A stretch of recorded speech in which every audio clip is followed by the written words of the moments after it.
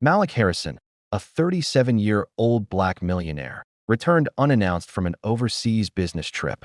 Dressed impeccably in dark trousers and a pristine white shirt, he hadn't alerted his staff, his security detail, or even the maid entrusted with his 2-year-old twin sons. Only his business manager knew of his whereabouts during the journey. Malik craved no fanfare, no commotion, just a quiet reunion with Noah and Liam, his world since their mother, Amara, passed during childbirth. As he passed through the iron gates of his sprawling estate, he loosened his tie, took a deep breath, and crossed the courtyard. Then, something stopped him in his tracks.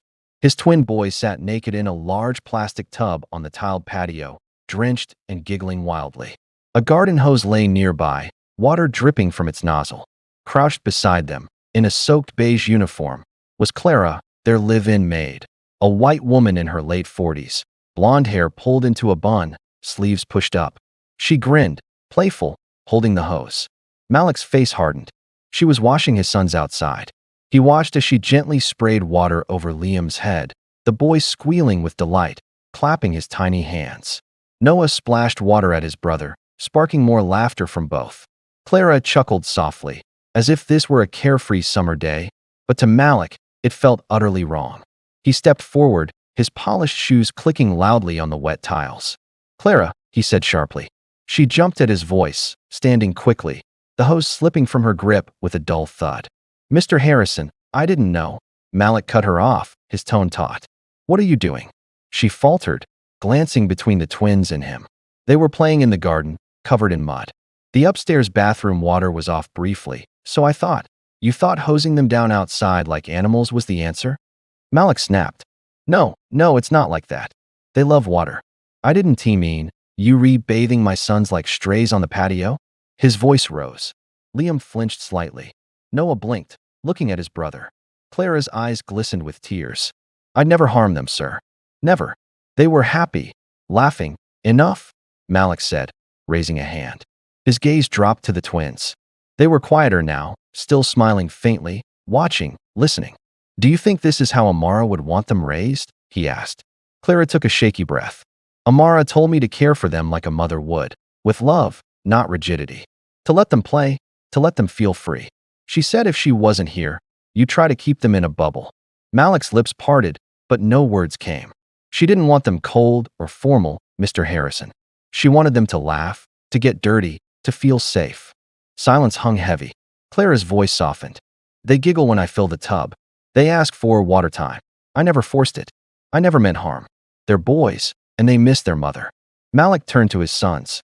Noah clasped Liam's hand. "Daddy," Liam said softly, "we happy." The words hit like a tidal wave. The scene before him shifted, no longer viewed through the lens of wealth or pride.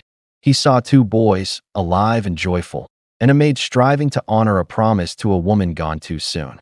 Yet, Malik's fists tightened, his pride stung. "This isn't how it's done," he muttered. "I know," Clara replied quietly. "But it's what they needed today." Footsteps interrupted.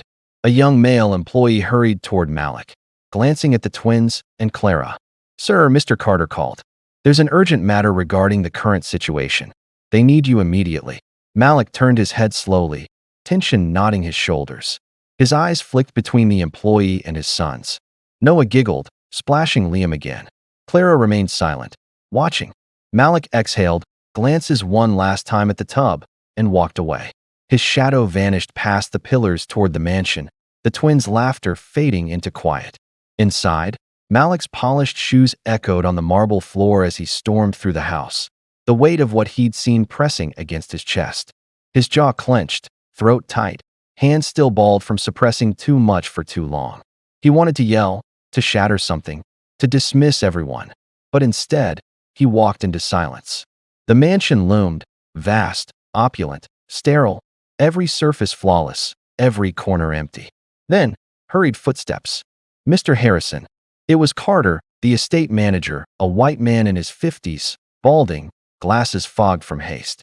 "Sir, your personal manager informed me you'd arrived. Welcome back. But there's something you should know." "I already know," Malik cut in sharply. Carter blinked. "Sir, I saw her," Malik snapped, "bathing my children outside like strays." Carter froze. I see. You see?" Malik stepped closer. And you allowed this? Carter hesitated. Sir, I didn't think you'd approve, but the boys enjoy it. She only does it in warm weather. I was going to address it, but don't lie to me. I swear, I thought you knew. Clara said she had Amara's blessing to raise them with freedom. Malik turned away. He couldn't hear Amara's name again. Not now. Not with the image of his sons laughing in a plastic tub under a hose still jarring his mind. He climbed the stairs, entered his bedroom, and closed the door. For a long time, he stood by the window, staring at nothing. His reflection looked like a stranger. All his wealth, all his power, yet he was still a man fleeing a memory he couldn't escape. Amara. Her voice lingered in every corner. Her soft humming in the kitchen, her playful eye rolls when he'd come home late, the way she'd guided his hands to her pregnant belly and whispered, "Promise me you'll let them live, Malik. Not just exist, live." He'd promised. Yet here he was, furious at their joy, their laughter, because it wasn't his to give. A knock. He turned. "Come in," he muttered. Clara entered, still in her damp uniform, trembling slightly. "I'll leave if that's what you want," she said softly. Malik didn't answer. "They deserve happiness," she whispered. "I wasn't trying to disrespect you or this house. I just wanted to keep them joyful. That's all I've ever wanted." He looked at her, really looked, and saw not just a maid, but a woman worn by grief and duty, who'd stepped into a mother's role, who bathed them, fed them, sang to them, who stayed when she could have left. "Did Amara really ask you to do this?" he asked quietly. Clara nodded, pulling a folded, yellowed letter from her apron. She handed it to him. "Amara's handwriting. If I don't make it, raise them like joy is their birthright. Let them splash, sing, grow with dirt under their nails. Malik will try to shield them. Don't let him. Don't let their lives be a museum." His hands shook.